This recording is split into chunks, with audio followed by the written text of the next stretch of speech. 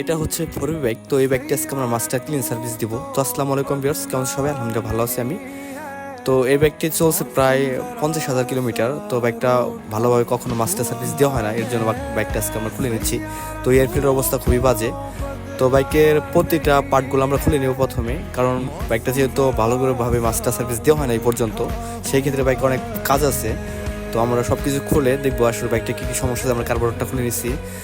বাইকটা আমরা খুলে সব কিছুই প্রথমে যেটা করবো, আমরা বাইকটা ভালো করে ক্লিন করে নিব।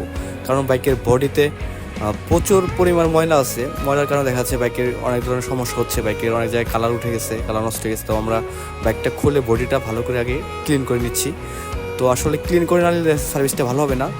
বডি সেটটা গ্রিস করে দেবো, কার্বোরেটর ওয়াশ করে দেবো, সকেট জাম্পার অয়েলগুলো চেঞ্জ করে দেবো, ট্যাবিটা অ্যাডজাস্ট করে বাইকটার পুরো সম্পূর্ণ সার্ভিসটা শেষ করে আমরা পুনরায় ওয়াশ করে দেবো। তো আমাদের কাছ থেকে সার্ভিস নিয়েছিলে অবশ্যই স্ক্রিনে নাম্বার যোগাযোগ করে আসবেন।